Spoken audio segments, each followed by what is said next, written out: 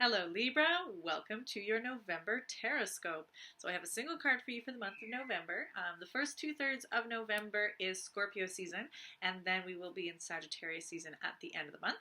So the card that I have for you is the Eight of Swords reversed, okay? So this is the way that it looks the right way up. So we have this woman here, and it looks like she's cradling something in her arms, but we can't really see because there's this big butterfly in the way. And behind her there's this big kind of castle, stone castle up in the sky.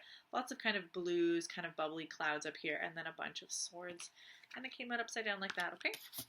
So we're going to see what the Eight of Swords has to say for you this month, okay? Eight of Swords, expanded consciousness. Spiritual life connects heaven and earth. All conscious thought and knowledge has a spiritual dimension that helps us to recognize our own limitations and sense a reality that is much greater than ourselves. The central figure in the picture is hidden by a butterfly, but her pose suggests that she is holding a child in her arms. Children symbolize everything that goes beyond our earthly existence, our offspring and our metaphorical spiritual children representing new truths and realities. Beyond the boundaries of the ego lies eternal life, which is represented by the heavenly city above the figure. In this instance, eternity is but another term for purposefully lived uniqueness. This card is about saying farewell to castles in the sky and childish inhibitions. Free yourself from all dependencies. The city or castle in the background symbolizes parental powers. Parents can influence you even from afar in a kind of remote control operating through the air element of the mind. Come into contact with your own emotional basis, with your own inner child, and with all that you want to contribute in the world. In many situations, this card should encourage you to withdraw for a while, retreat or hide in a self-made cocoon like a caterpillar in order to get in touch with yourself and to generate new and original thoughts. Become the master of your life and the center of your world. Always remain in harmony with yourself.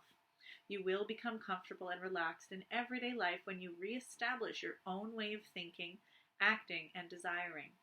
Practical advice. Werner Springer said, "There are thoughts that you cannot comprehend unless you change your life. But the opposite is also true. There are changes in your life that cannot be realized unless you comprehend your thoughts." Okay, so this card is an interesting one. I mean, just kind of right at the kind of feeling I have is more towards the end of this card where it's talking about the harmony and balance in your life, especially for you Libra, because Libra is kind of all about balance and those justice scales.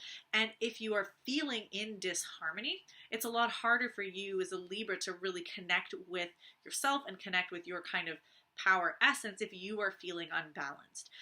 So trying to make sure that you can develop the skill set of finding that balance point within yourself, even in a world that might feel out of balance. So I think one of the things that can be difficult is feeling like you can't be in balance and you can't be in harmony if you're around discord.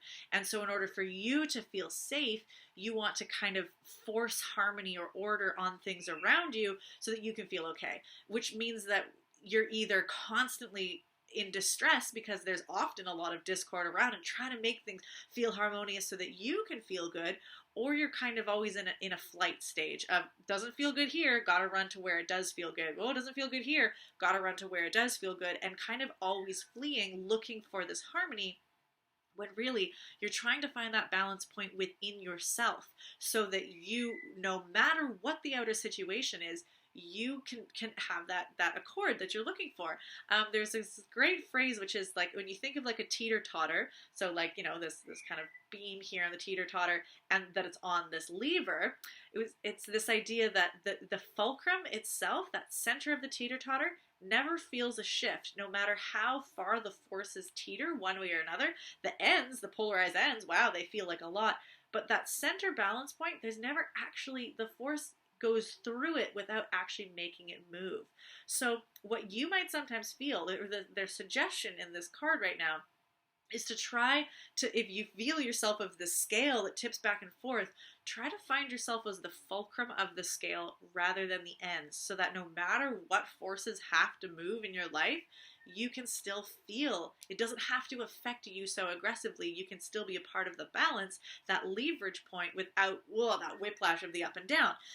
So this is, and maybe that requires a bit of a retreat to kind of figure that out. If you're feeling like you're thrown around on the edges there, maybe coming in, kind of really centering in yourself for a while to get in touch with your thoughts. This is a card of swords, which is an air sign. So it's all about thoughts and mentality. So in this case, you're using your swords, your weapons of the mind, to try to okay, like how can I bring myself into the centered point? What is it that are my beliefs or my thoughts about how I ought to behave? Maybe it's, talking like it's talked at the beginning of the card about parental kind of influences, whether that's literal parents, or whether that's sort of ancestry, or like the culture, mother culture, kind of telling us what we should be doing, might have given us or you certain ideas about your responsibility to be a harmonizer. If either in your family, maybe with your parents were always fighting and you kind of felt like you had to be the harmonizer, or maybe you felt that you kind of just caused discord and felt a lot of shame for that, or whatever it is, feeling like it's your job, or your only worth is in your ability to make other people feel good, or your ability to be the negotiator or kind of the arbiter of things. And so there's this kind of stress that maybe when you are feeling regulated and happy, you enjoy the skill set of kind of helping bring things into balance, or kind of being a mediator between people, and that can feel really nourishing and feel like it's a great thing for your skill set. That's excellent. That's that kind of balance point where you can feel centered in between kind of moving pieces.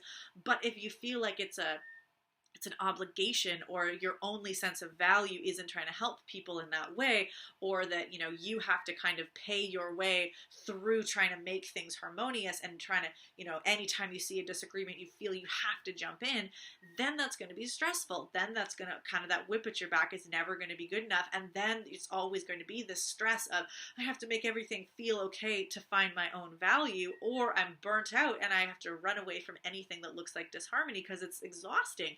So, but both of those, that's all a viewpoint. That's all about what you believe about what you should do.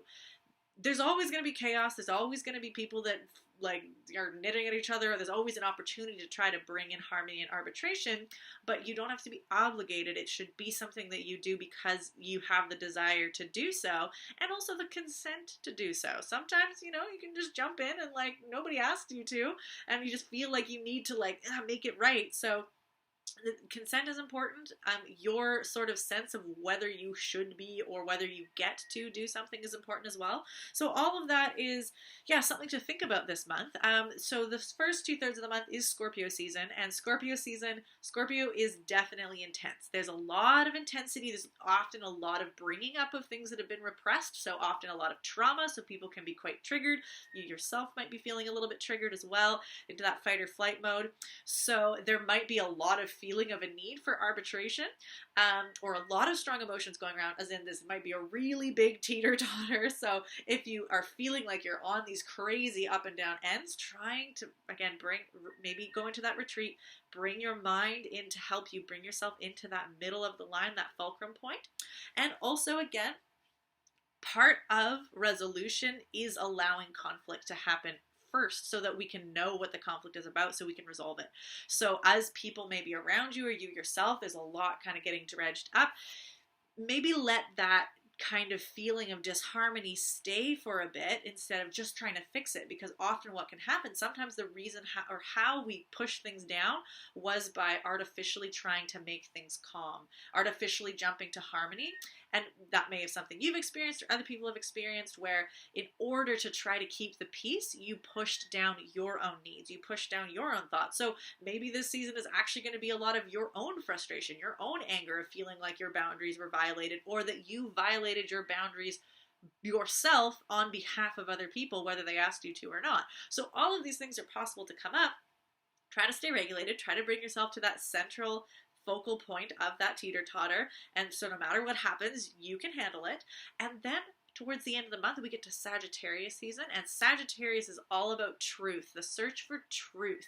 And so if you are already kind of have this kind of justice bone or a desire for harmony, then we bring in this light of truth and this desire for truth. And so those combined, truth and justice, are a super, super potent force that require each other, because there's lots of things that people can believe to be true, but we need to have that justice and fairness and equanimity, so it's not just my truth versus your truth. And yet there can be sometimes this drive for you know, if you're actually looking for, or if you think you're going for justice, but you're actually just trying to placate, the truth is really important to see what is actually going on in order that we can have proper balance. So there's going to be, you know, if the first part of this month is just bringing things up, kind of surviving that teeter-totter and allowing those emotions to come up, and then towards the end of the month, there's a little bit more of a like, okay, what's going on? We have a bigger picture. We're able to see the truth, and now we can maybe make some choices conscientiously here once we've kind of weathered whatever comes up in Scorpio season. So that's what this month looks like for you, Libra. So keep yourself as regulated as you can. So if that requires a little bit of retreat space, that's okay, but try to be stepping into your solitude in a empowered way rather than fleeing from what feels stressful and kind of always being in that fight or flight response.